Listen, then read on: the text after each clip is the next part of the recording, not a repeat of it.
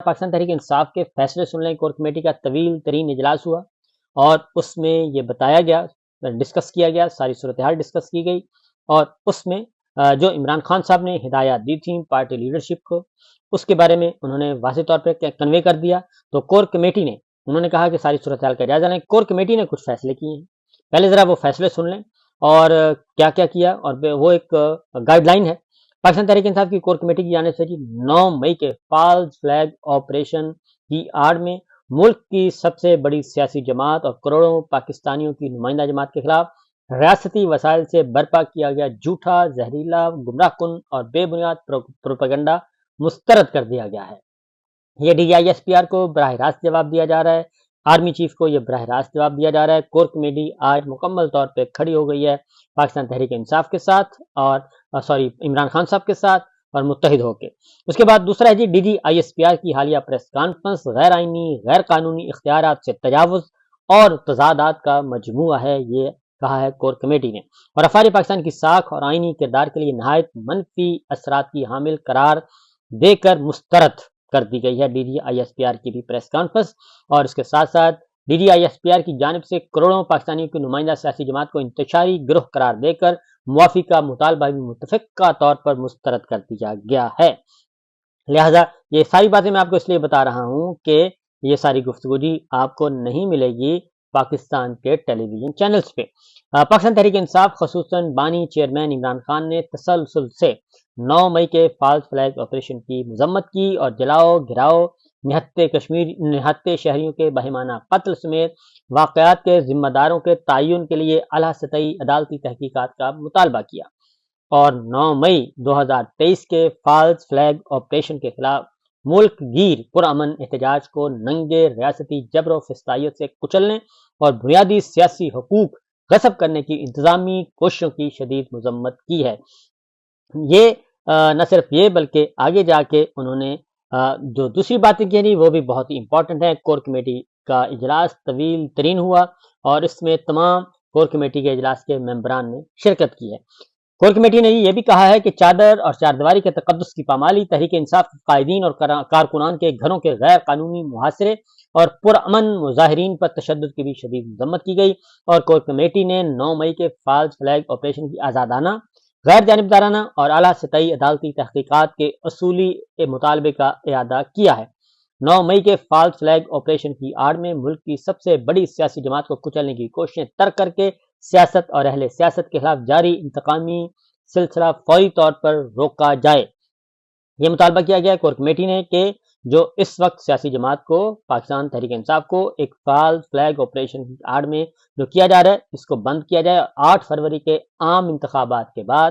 عوامی مینڈیٹ پر ڈالے گئے ڈاکے اور نگراں وزیر اعظم انوار الحق کاکڑ کے بیان کی اعلیٰ سطحی عدالتی تحقیقات کے مطالبے کا بھی اعادہ کیا گیا ہے۔ ایک بار پھر بتا دوں کہ 8 فروری کے عام انتخابات کے بعد عوامی مینڈیٹ پر ڈالے گئے ڈاکے اور نگراں وزیر اعظم انوار کاکڑ کے بیان کی اعلیٰ سطحی تحقیقات کا مطالبہ بھی ادا کیا گیا، جس میں انوار کاکڑ صاحب نے یہ کہا تھا حنیف عباسی کو کہ انہوں نے ان کو گندم چور کہا تھا، تو حنیف عباسی کو جواباً یہ کہا تھا انوار کاکڑ صاحب نے کہ اگر میں نے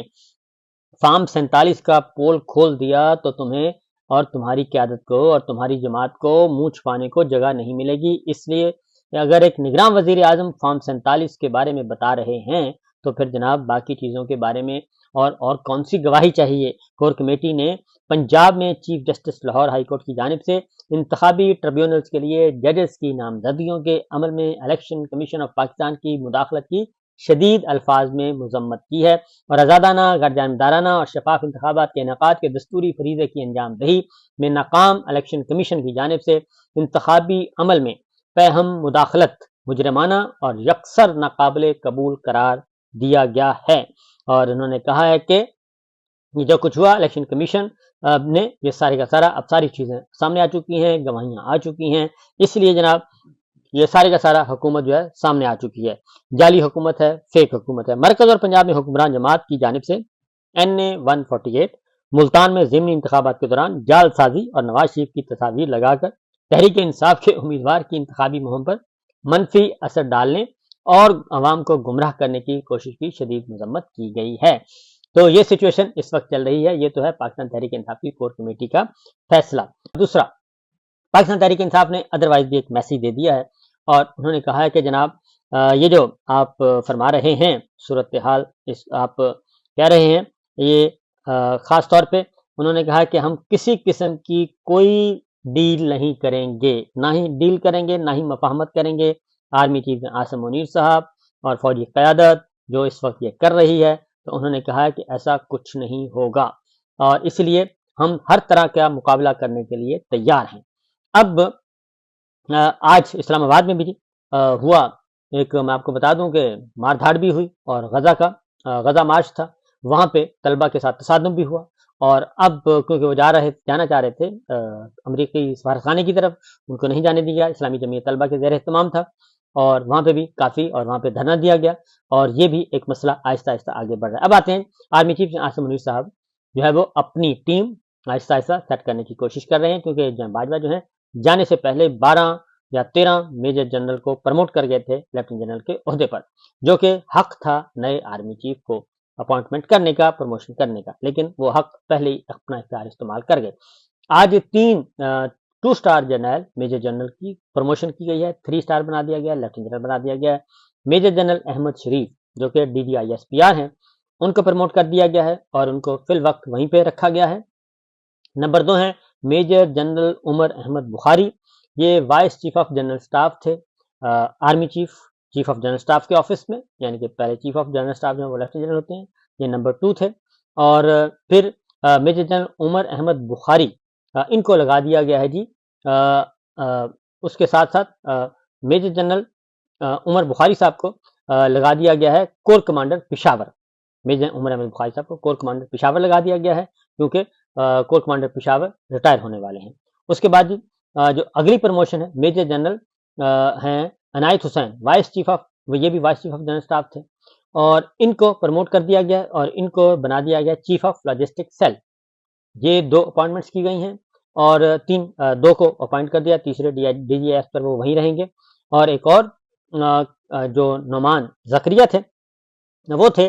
چیف آف لاجسٹک سیل، ان کو بھیج دیا گیا ہے کور کمانڈر منگلا۔ یہ امپورٹنٹ ڈیولپمنٹس کی گئی ہیں اور فی الوقت DGISPR کو تبدیل نہیں کیا جا رہا، کیونکہ امکان یہی تھا کہ وہ وہاں سے نکلیں گے اور آگے جائیں گے اور ان کو بھیجا جائے گا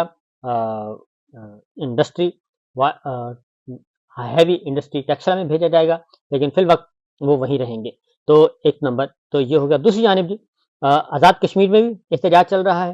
اور آزاد کشمیر میں بھی آگ لگی ہوئی ہے برابر۔ کل وہاں پہ وہی کوشش کی گئی، وہاں کے اسسٹنٹ کمشنر کیپٹن ریٹائرڈ تھے، انہوں نے طاقت کا استعمال کرنے کی کوشش کی اور اس کے جواب میں انہوں نے کہا جی کہ میں آتا ہوں اور دیکھتا ہوں کہ شہری جو ہیں عوام کیسے میرا مقابلہ، میرے غضب کا مقابلہ کر سکتے ہیں، لہٰذا غضبناک بننے کی کوشش کی تو شہریوں نے ویگو ڈالا، الٹا دیا اور الٹا کے اور وہاں پہ کھلے عام فائرنگ ہوئی اور پھر ان کو بے لباس کیا گیا اور ان کی جو پتلون تھی یا شلوار تھی جو بھی تھا وہ لٹکا دیا گیا ادھر، اور یہ بھی صورتحال ہے۔ اور آزاد کشمیر میں بدستور حالات کشیدہ ہیں اور جو حالات ہم کبھی پاکستان بیان کرتا تھا پاکستان کا میڈیا مقبوضہ وادی کے بارے میں، اب وہ حالات جو ہیں اسی نوعیت کے جھگڑے، فساد، دنگا، بدامنی وہ ساری ہو رہی ہے۔ اور دوسری جانب جی ایک اور خبر بھی لیتے جائیں کہ یہ تو میں نے آپ کو بتا دیا۔ پھر لاہور میں پنجاب اسمبلی میں ایک حیرت انگیز کام ہوا ہے اور پنجاب اسمبلی کے اسپیکر ملک احمد خان صاحب نے 27 ارکان کی رکنیت جو ہے وہ معطل کر دی ہے سپریم کورٹ کے فیصلے کی روشنی میں۔ مخصوص نشستوں والے ارکان، خواتین اور دیگر ان کے معطل کر دی ہے اور اب وہ اراکین اسمبلی نہیں رہے اور وہ پارلیمان میں نہیں آ سکیں گے، پنجاب اسمبلی کی کارروائی میں، لہٰذا وہ سسپینڈ تصور ہوں گے۔ سپریم کورٹ نے فیصلہ دیا ہوا ہے تمام مخصوص نشستوں کے اراکین جن کو بعد میں جو اضافی سیٹیں دی گئی ہیں پاکستان تحریک انصاف سنی اتحاد کونسل کا حصہ تھا، ان کو سپریم کورٹ نے ان کو سسپینڈ کر دیا تھا، وہ ووٹ نہیں ڈال سکتے، جس کی وجہ سے کوئی امینڈمنٹ نہیں ہو سکتی، آئین میں ترمیم نہیں ہو سکتی، کچھ نہیں ہو سکتا، لہٰذا یہ سب کچھ ایک سلسلہ چل رہا ہے۔ تو بہرحال آگے دیکھیے جی ہوتا ہے کیا۔ بدس لڑائی ابھی چل رہی ہے، لڑائی میں تیزی آنے والی ہے۔ دعا کرنی چاہیے کہ پاکستان کی طرف بہتری کے لیے صورتحال آگے بڑھے۔